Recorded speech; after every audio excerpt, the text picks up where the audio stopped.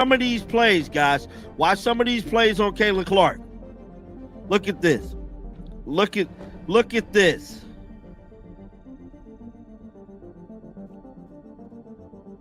See that?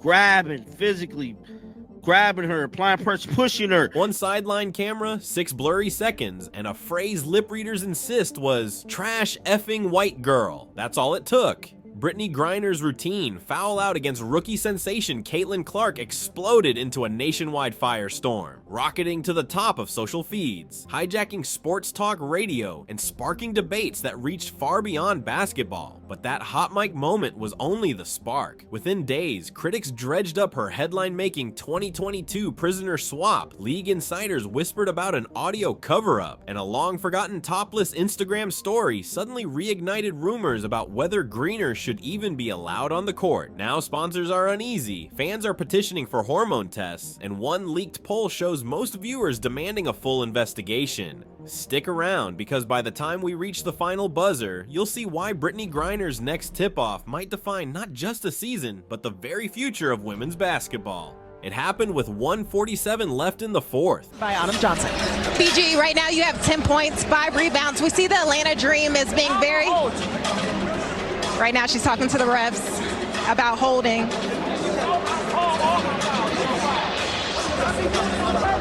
We're going to send it back to you guys. Very important question. Griner lunged across the paint, caught Clark's elbow, and the refs whistled her 6th foul. As the arena booed, a courtside camera zoomed in just long enough for viewers to lip read the words that would detonate across social media. Slow motion replays looped on every timeline. Griner turning toward the bench, jaw tightening, then what looked like trash effing white girl slipping out before she slapped hands with a teammate. Within an hour, screen recordings were everywhere. Sports pages, political pundits, even mainstream morning shows. Hashtags morphed into battle lines like suspend Griner versus let her play. Riley Gaines reposted the clip with a single caption, "Unbelievable," and thousands piled on. Even people who couldn't identify a WNBA logo weighed in, calling it the league's Ja Morant moment, the one scandal nobody could ignore. The gravity hit when ESPN queued up a silent film-style zoom, circling her lips in red, letting viewers judge the phrase for themselves. Sponsors started fielding emails. League officials requested the raw audio, only to find the effect Mike had clipped mid-foul, fueling conspiracies that someone was protecting the star. And just like that, a 6-second clip threatened to reset the entire conversation about privilege, race, and fairness in women's sports. But if you think the viral footage was explosive, wait until you see how Griner's stone-cold silence over the next 48 hours poured gasoline on the blaze. Last year, there's not going to be cheap shots this year, but there's going to be a physicality to the way that they defend her. Not in a cheap way, but just a physical. I haven't seen it. Maybe Michael Jordan when he played the Detroit Pistons. For 2 full days, Brittney Griner vanished. No practice footage, no swipe to like selfies, not even her usual game day playlist on stories. Reporters circled the arena tunnels while hashtag #WhereIsBrittney trended, each hour of quiet sounding louder than any apology she could have given. Fans said her stillness felt like a chess player letting the clock bleed out, stalling for an angle, or maybe a lawyer. When she finally resurfaced, it wasn't at a crowded post-practice scrum, but a tightly controlled one-on-one. Leaning forward, she locked eyes with the interviewer and fired off a single line. "I would never use that language, period. No elaboration. No sorry if you heard it wrong. Just a crisp denial before the feed faded to black. The timing only fed suspicions. Why wait 48 hours if the truth was that simple?" Sports talk shows devoured the vacuum. Skip Bayless railed that the league was protecting its marquee name, while Stephen A. Smith demanded the full on-court audio. WNBA HQ answered with a curt statement, "We are reviewing all available footage. Corporate code for sit tight and hope the storm drifts elsewhere." Meanwhile, Clark sidestepped the circus. "I'm focused on the next game." That calm shrug made Griner's silence look even heavier. Sponsors noticed. A sneaker giant monitored the situation. A streaming partner pressed for updates. Inside the locker room, teammates posted heart emojis under Griner's denial, but off-record whispers leaked. Brittney Griner was caught on tape during a game with the Indiana Fever, dropping racial slurs against Caitlin Clark, and pretty obviously doing so.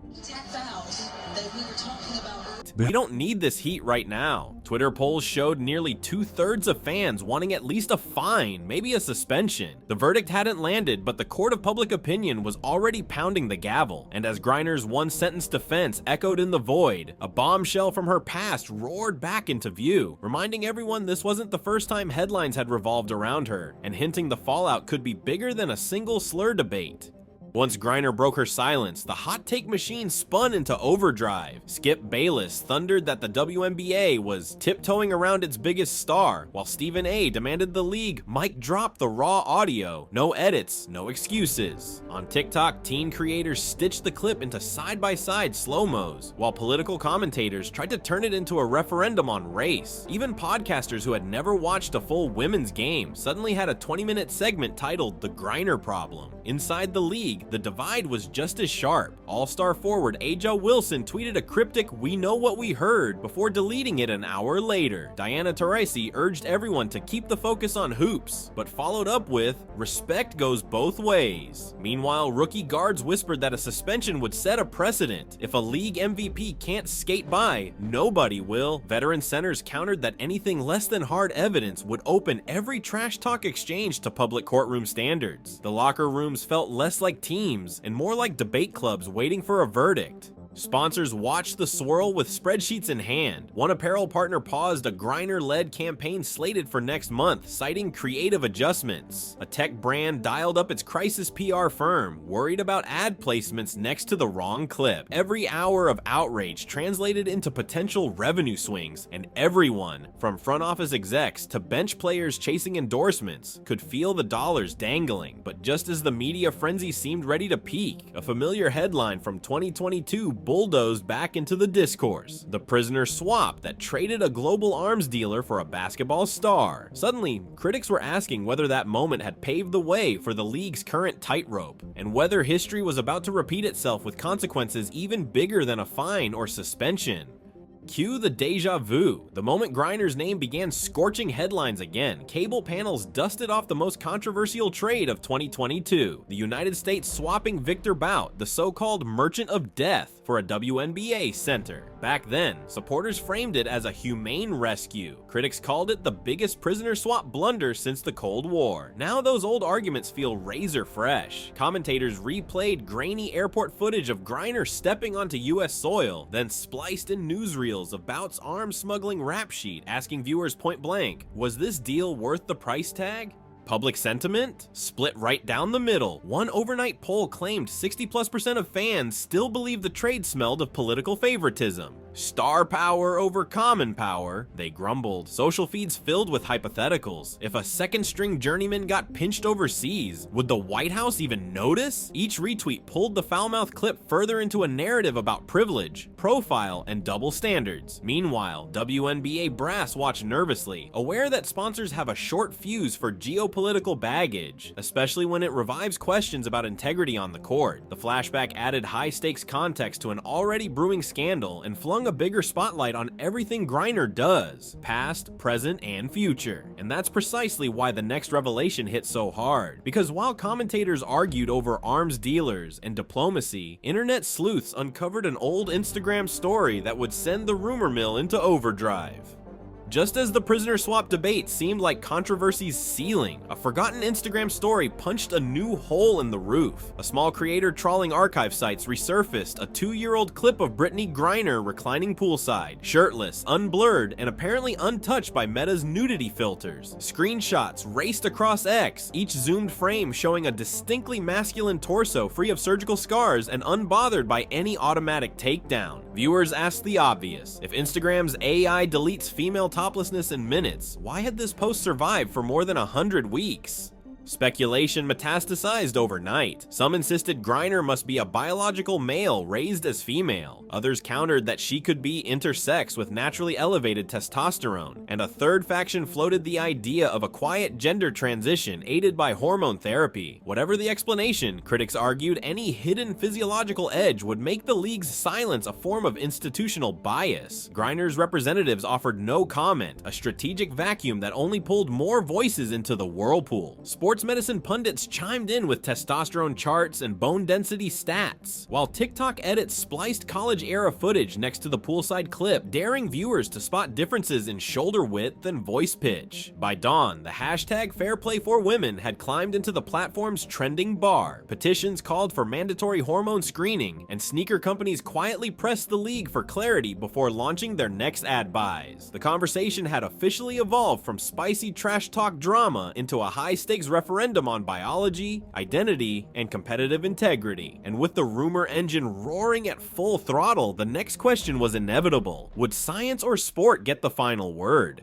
Suddenly, the conversation that began with a sideline insult had migrated into the lab, where hormones and chromosomes carry more weight than points or rebounds. Sports scientists jumped in first, explaining that Olympic-level federations cap testosterone for women's events, whereas the WNBA still has no formal ceiling. They rattled off numbers. Average female T levels sit well below even the lowest male range, then asked viewers to do the math on a 6'9" center who dunks with casual ease. Journalists pressed league officials for any prior hormone testing. The response was a polite stonewall, citing medical privacy. That silence only amplified chatter that the W might be skating by on outdated policy, hoping its stars never force a direct comparison against stricter international standards. Griner, for her part, has never failed a drug test, never missed a game for violation of any substance rule. Supporters leaned on that fact like a shield, arguing that clean results equal fair play. Critics countered that the absence of testing thresholds hardly amounts to proof of parity. Comment threads became impromptu anatomy classes, debates over bone mineral density, muscle cross-section, lung capacity. One physiologist warned that any sweeping verdict based purely on topless screenshots would be pseudoscience, yet conceded that the league's lack of transparency invites exactly that sort of speculation. While experts bickered over endocrine charts and ethical lines, the court of public opinion kept a simpler scorecard. Either Brittney Griner's biology is within the bounds of women's basketball, or the sport's credibility is on the clock. And that ticking grew louder every hour, because outside the labs and lecture halls, petitions were piling up, sponsors were pacing nervously, and the hashtag army was gearing up for its loudest push yet.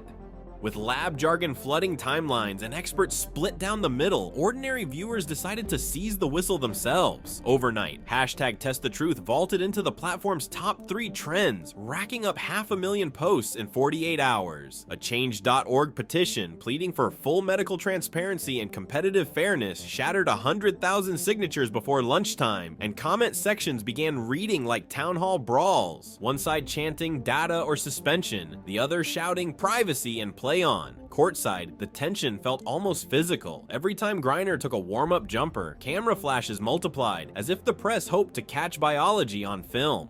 Sponsors felt the squeeze next. A sports drink giant quietly paused a Griner-fronted ad campaign slated for the finals, citing brand alignment reviews, while a streaming partner requested written assurance from League HQ that any eligibility issues were fully vetted. Inside the WNBA offices, PR staff drafted talking points about inclusion, fairness, and ongoing policy evaluation, yet executives knew that platitudes wouldn't drown out a crowd this loud. Whispered memos suggested convening an independent medical panel, but decision makers hesitated. Open the file, and you risk confirming the critics. Keep it sealed, and the conspiracy theories write themselves.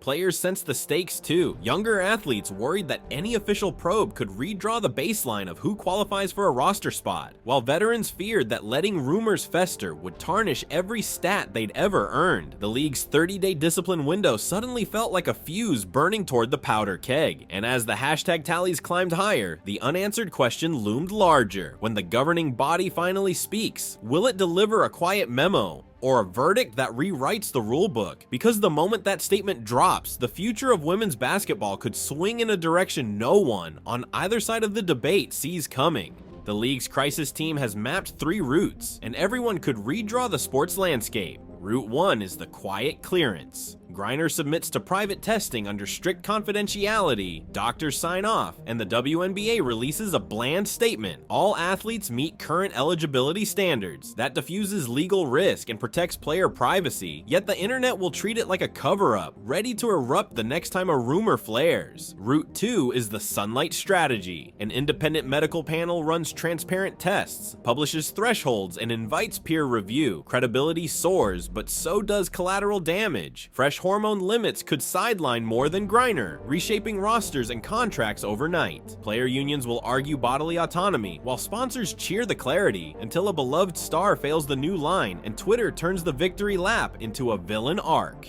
Route 3 is the nuclear ruling. If updated guidelines render Griner ineligible, an administrative suspension follows. Civil rights attorneys mobilize on day 1, cable news loops courtroom steps on day 2, and the league wrestles a branding crisis on day 3. Fans who feel betrayed might walk away, yet traditionalists would hail the decision as overdue justice, splitting the audience the WNBA worked decades to build. Time isn't on anyone's side. Playoff ads are queued, sneaker launches are locked, and players need to know whether next season's contracts are safe. Whatever the commissioner announces, soft reassurance, hard data, or a groundbreaking ban will instantaneously set the boundary lines for who gets to compete in the women's game and why.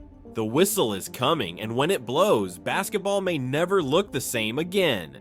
A 6-second sideline clip lit the fuse, but look how far the sparks have traveled. From a viral Slur debate to a prisoner swap flashback, from a topless Instagram leak to petitions demanding hormone panels. Every layer has peeled back another question about privilege, identity, and competitive truth. Now the WNBA stands at the edge of 3 diverging roads: quiet clearance, transparent tribunal, or nuclear ruling, and whichever path it chooses will echo through every future jump ball. So, what do you think? Is this storm about fair play, personal privacy, or something bigger none of us can yet name? Drop your take below, hammer that like button if you crave real talk about the game behind the game, and smash subscribe so you don't miss the verdict when it finally drops. Because the next whistle may not just start another matchup, it could redefine the very meaning of women's basketball.